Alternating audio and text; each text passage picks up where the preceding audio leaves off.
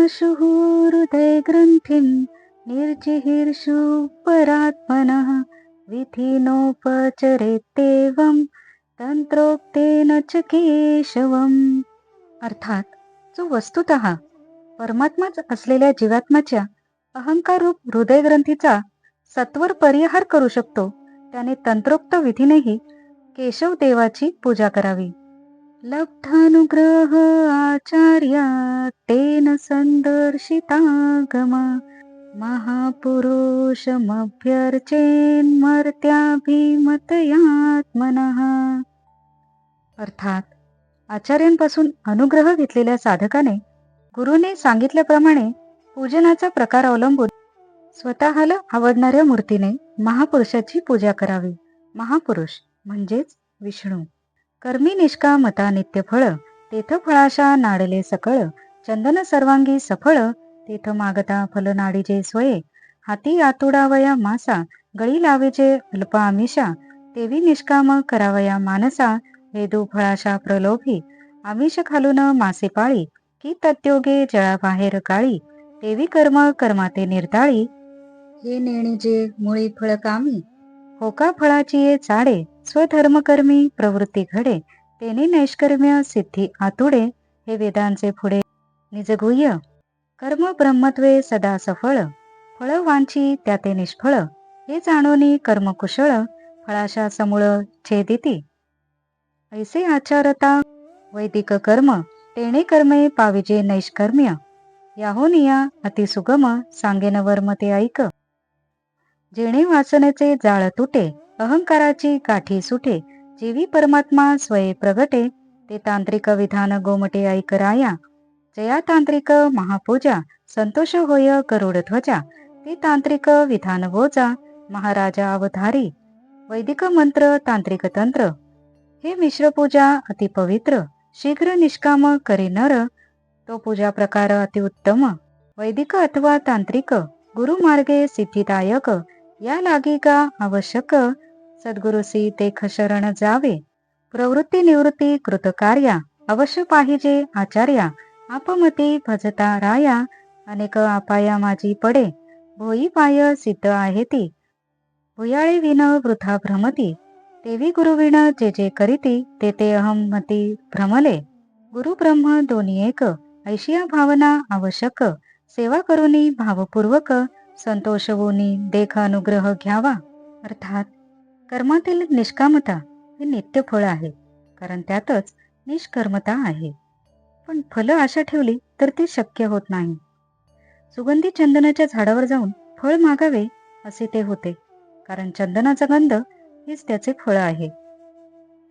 मासा पकडला जावा म्हणून गळाला थोडेसे मासे लावतात, त्याप्रमाणे वेद फल आशेचा लोभ दाखवतो, पण मनाला निष्काम करणे हाच त्याचा हेतू असतो. गळाला मांस लावून कोळी मासा जळातून बाहेर काढतो, त्याप्रमाणे कर्म कर्माचा नाश करते हे सकाम पुरुष जाणत नाही. फळाच्या इच्छेनेच का होईना, पण माणसांची स्वधर्मरूप कर्मामध्ये प्रवृत्ती होऊ दे, पुढे त्या कर्मानेच हळूहळू नैष्कर्म्य प्राप्त होईल, हा वेदाचा गूढ हेतू आहे. कर्म हे स्वभावता ब्रह्मरूप आहे. कर्म हे स्वतःच फळ आहे, पण त्यातून आणखी फळ हवे अशी इच्छा धरल्यास पतनच होते. हे जाणून खरे कर्मकुशल पुरुष फल आशा समूळ तोडून टाकतात. याप्रमाणे वेदोक्त कर्म करता करताच नैष्कर्म्य प्राप्त होते. हे राजा, आता याही पेक्षा सोपा उपाय मी तुला सांगतो तो ऐक. ज्याच्या योगाने वासनेचे जाळे तुटते, अहंकाराची गाठ सुटते व जीवामध्ये परमात्मा स्वतः प्रकट होतो, ते उत्तम तांत्रिक विधान हे राजा तू ऐक. ज्या तांत्रिक महापूजेने गरुड ध्वज संतुष्ट होतो, ते तांत्रिक विधान तू आता नीट ऐक. वैदिक मंत्र व तांत्रिक कृती मिळून मिश्र पूजा अति पवित्र असून पुरुषाला निष्काम करते. तो पूजा प्रकार उत्तम आहे, पण दोन्ही विधाने गुरुमार्गानेच सिद्धिदायक होतात. यासाठी सद्गुरूला अनन्य शरण जावे. प्रवृत्ती किंवा निवृत्ती या कर्तव्याचे ज्ञान करून देण्यास गुरुची आवश्यकता असते. गुरु न करता आपल्याच बुद्धीने कर्माचरण केले तर तो भक्त अनेक संकटात पडू शकतो. भूमीवर चालण्यास आपल्याला पाय असतातच, पण मार्गदर्शक वाटाड्या नसला तर नवखा पुरुष जसा व्यर्थ भटकत फिरतो, त्याचप्रमाणे गुरु वाचून स्वतःच्या बुद्धीनेच कर्म करणारे पुरुष अहंकारामुळे भ्रांतीत पडतात.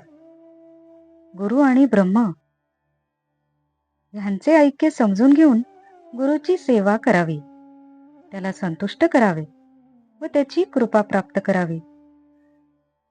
शुचिः सम्मुखमासीनः प्राणसंयमनादिभिः पिंडविशोध्य संन्यास कृतरक्षोर्चयेत् हरिम्. अर्थात शुचिर्भूत होऊन मूर्तीच्या समोर बसून प्राणायाम, भूतशुद्धी इत्यादिकांच्या योगाने शरीर शुद्ध करून घेऊन अंगन्यासांनी त्यांचे रक्षण करून हरीची पूजा करावी. आर्चादौ चापि यथा लब्धोपचारकैः द्रव्यक्षित्यात्मलिंगानि निष्पाद्य पृक्षचासनम् पाद्यादिननुकल्प्याथ सन्निधाप्य समाहितः हृदादिभिः कृतन्यासो मूलमंत्रेण चार्चयेत्. अर्थात मूर्ती आदिकामध्ये व हृदयातही उपलब्ध झालेल्या उपचारांनी हरीची पूजा करावी. पण त्यापूर्वी पुष्पादी द्रव्ये, भूमी इत्यादिकांना पूजेला योग्य करून अर्घ्य, पाद्य अर्पण करण्यासाठी ज्या पात्रात ठेवलेली असतील ती पात्रे जवळ घेऊन प्रथम आपल्या हृदयात भगवंताच्या मूर्तीचे ध्यान करून हृदय, शिर, शिखा, कवच, नेत्र, अस्त्र यांचे हृदयाय नमः, शिरसे स्वाहा इत्यादी मंत्रांनी व मूलमंत्रांनी देवामध्ये न्यास करून मूलमंत्रांनी त्याची पूजा करावी. तेथ निजाधिकार प्राप्ते. जे मूर्ती आवडेल आपण याते तेची मंत्रविद्या तेथे श्रद्धा संभरिते अंगीकारावी. तेव्हा गुरुमुखे मिश्रवोजा पुरुषोत्तम महापूजा शिकोनिया निजकाजा भजावे अधोक्षजा शिक्षिता मती. तेची भजती हातवटी आगमुक्त निजपुष्टी राया सांगेन गोमटी सावधान दृष्टी अवधारी. विद्युक्त करिता संध्या स्नान तेथची आहे ब्रह्मज्ञान. आचमनी होय हरिरूपा आपण हे नेणोनी अज्ञान. आगमी भरती केशवादी नामी जाण अंग प्रत्यंगी न्यासिता पूर्ण. तेव्हा हरिरूप होय आपण हे नेणोनी अज्ञान आगमी भरती. करुणी आगमुक्त संध्या स्नान मूर्तीपासी येऊनी जाण. सम्मुख घालावे आसन चैलाजिन कुशयुक्त. रेचक पूरक कुंभके जाण प्राणायामे प्राणसंयमन. भूतशुद्ध्या दिकी जाण शरीर शोधन करावे. भूतविलय भूतशुद्धी प्राणप्रतिष्ठा पिंडादी शुद्धी. मूळमंत्रे न्यास प्रभुती गुरुदीक्षा विधी विद्युक्त कीजे. हृदय कवच शिखा शिर नेत्र अस्त्रादी फटकार. एवं विधान अनुकार आगमुक्त प्रकार करावे न्यास. या परी मूळमंत्र दीक्षा करुणी दिग्बंधादी संरक्षा. मग मूर्तीपूजन पक्षा रूपाध्यक्षा अवधारी. प्रयोगछंत संपूर्ण पूर्वान्वय विपरीत जाण. द्रव्यशुद्धी क्षितिमार्जन हे मागील निरूपण पुढा आले. द्रव्यशुद्धी मुखशोधन, भूमिशुद्धी संमार्जन, आत्मशुद्धी सावधान, काढिले अनुलेपन मूर्तीशुद्धी. अर्थात आपल्या अधिकाराप्रमाणे जी मूर्ती आपल्याला प्रिय असेल तिच्याच पूजेची मंत्रविद्या श्रद्धेने शिकावी. गुरुमुखाने पुरुषोत्तमाची मिश्र महापूजा शिकून घ्यावी व ज्ञानयुक्त झालेल्या मनाने आपल्या इष्ट कार्यासाठी भगवंताची पूजा करावी. हे राजा, तीच आगमुक्त म्हणजेच तांत्रिक पूजा पद्धती मी तुला सांगतो. ती सावधान चित्ताने ऐक. सशास्त्र स्नानसंध्या केली असता त्यातच ब्रह्मज्ञान आहे. आचमनाने तो स्वतः भगवत रूपच होतो. हे न जाणून लोक अज्ञानात शिरतात. केशवादी नावांनी अंगे व प्रत्यंगे यावर न्यास केला असता आपण स्वतः हरिरूप होतो हे न जाणता लोक व्यर्थ अज्ञानात पडतात. आगमुक्त स्नान संध्या करावी. मूर्तीजवळ येऊन तिच्या पुढे चैल, अजिन, कुश यांनी युक्त आसन घालावे. रेचक, पूरक व कुंभक करून प्राणायामाच्या द्वारा प्राण संयमन करावे. अपक्रामंतो इत्यादी मंत्रांनी भूतशुद्धदिकांच्या योगाने शरीर शोधन करावे.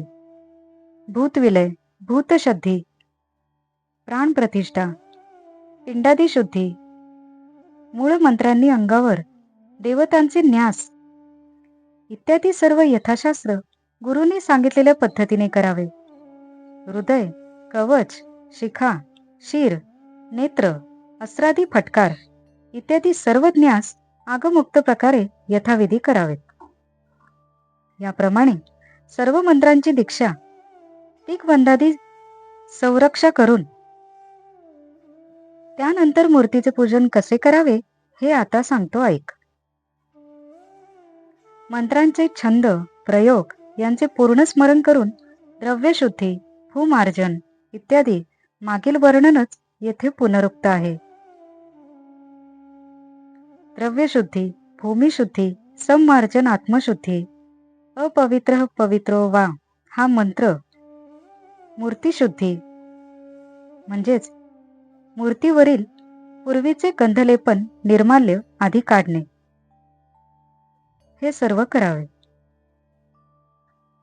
सांगोपांगम सपार्षदाम ताम ताम मूर्तिम सुमंत्रतः पाद्यार्घ्याच मनीयादैहि स्नानवासो विभूषणैः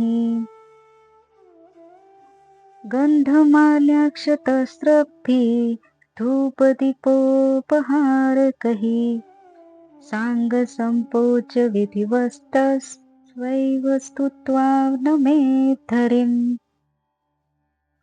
अर्थात अंगे, सुदर्शनादी उपांगे व इतर परिवार हेच पार्षद यासह त्या मूर्तीला मूळ मंत्राने पाद्य, अर्घ्य, आचमनीय, मधुपर्क, स्नान, वस्त्रे, भूषणे, गंध, पुष्प, तिलक, अक्षता, फुलांच्या माळा, धूप, दीप, नैवेद्य या उपचारांनी सांग यथाविधी पूजन करावे. स्तोत्रांनी स्तुती करावी व हरीला नमस्कार करावा. पूजा संभार सिद्ध करून समस्त शंखतोये प्रोक्षून निजासनी सावधान एकाग्र जाण बैसावे. ज्यासी ध्यानी मूर्ती नये संपूर्ण तेने प्रतिमा मूर्ती अधिष्ठान तेथेची करावी पूजन लब्धोपचारे जाण आगमुक्त. ज्यासी ध्याना मूर्ती ये अतिसंकटी तेने ब्रह्मोपचार अटाटी. सांडोनिया ध्यानदृष्टी करावी कोमटी मानस पूजा. ज्याचे हृदयचे न विकरे ध्यान बाह्य मूर्ती पूजेसी सावधान तेने उभयता पूजन करावे संपूर्ण आगमुक्त. सकळ पूजा संभार निकट ठेवूनी उपचार मग मूर्तीसी न्यास प्रकार उक्त शास्त्रे करावा. जैसे न्यास आपणास तैसेची करावे मूर्तीस. हा आगमुक्त गुरुसौरस मूळमंत्रे न्यास मूर्तीसी. आगमुक्त करिता न्यास अंग प्रत्यंगी विन्यास तेणे करिता होय ऋषिकेश. हा अर्थ सौरस दृढ करावा. दृढ करोनी अनुसंधान मूळ मंत्रे मूर्तीपूजन हृदयी आणि प्रतिमेसी जाण पूजा विधान दोई ठाई. करचरणादी अव्यंग मूर्ती चिंतावी सुंदर सांग. श्याम मनोहर श्रीरंग उल्हास चांग निज ध्यानी. मूर्ती चतुर्भुज विल्हाळ शंख चक्र गदा कमळ सुनंदादी मेळ चिंतावे सकळ आयुधादिक. यथोक्त मधुपर्क विधान अर्घपाद्यादी आचमन पुरुष सुक्त मंत्रे जाण करावे स्नान निर्मळ जळे. मुकुट कुंडले कटी मेखळा कासे मिरवे सोनसळा. आपाद रुळे वनमाळा कौस्तुभ तेजागळा कंठी झळके. पाद पद्मांकित सुकुमार ऊर्ध्वरेषा ध्वज वज्र, वाकी अंदुवांचा गजर, चरणी तोडर कर्ज तू. अर्थात फुले, पत्री आदी संभार सिद्ध करावा. शंखातील जलाने त्याचे प्रोक्षण करावे. आपल्या आसनावर सावधान व एकाग्र मनाने बसावे. पण ज्याच्या ध्यानामध्ये मूर्ती पूर्णपणे ठसत नाही, त्याने प्रतिमा मूर्तीचे अधिष्ठान करून असेल, त्या बाह्य उपचारांनी आगमुक्त विधीने पूजन करावे. पण ज्याच्या ध्यानात मूर्ती नीट स्थिर होत असेल, त्याने बाह्य उपचारांची खटपट टाकून ध्यानदृष्टीने सुंदर मानस पूजा करावी. त्याच्या हृदयातही ध्यान चांगले होते व बाह्य मूर्तीचेही ध्यान चांगले होते. त्याने आगमुक्त पद्धतीने मानसिक व बाह्य पूजनही करावे. पूजेचे सर्व साहित्य आपल्याजवळ ठेवावे. मग शास्त्रोक्त पद्धतीने मूर्तीच्या ठिकाणी न्यास करावा. आपण आपल्या अंगावर जसा न्यास करतो तसाच तो मूर्तीच्या ठिकाणीही मूलमंत्रांनी करावा व तो गुरुमुखाने तंत्र कृती यासह समजून घ्यावा. असा अंगन्यास केला असता हा पूजक स्वतः देवरूप होतो अशी धारणा ठेवावी. तर दृढपणाने हृदयात व प्रतिमेमध्ये अशा दोन्ही ठिकाणी स्थिर ठेवावे आणि दोन्ही ठिकाणी मूलमंत्राने देवाची यथाविधी पूजा करावी. हात, पाय इत्यादी सर्व अवयवांनी युक्त अशा श्यामसुंदर श्रीरंगाच्या मूर्तीचे चिंतन करावे. आपल्या ध्यानात मनाचा उत्साह असावा. चतुर्भुज मूर्ती कल्पून तिच्या हातात शंख, चक्र, गदा व कमल ही चिन्हे असावीत. सुनंद आदी पार्षदांचा समूह व आयुधादी देवता यांची कल्पना करून अशा मूर्तीचे चिंतन करावे. आसन, अर्घ्य, पाद्य, आचमन, मधुपर्क इत्यादी उपचार पुरुष सुक्त मंत्रांनी अर्पण करावे. निर्मल जलाने स्नान घालावे. मुकुट, कुंडले, कमरेत मेखला, पितांबर, पायापर्यंत लोंबणारी तुलसीमाला गळ्यात घातलेली व छातीवर तेजस्वी कौस्तुभ, सुकुमार पायांवर ऊर्ध्व रेखांकित ध्वज, वज्र ही चिन्हे, पायात साखळ्या व छुमछुम वाजणाऱ्या तोरड्या आहेत अशी कल्पना करावी.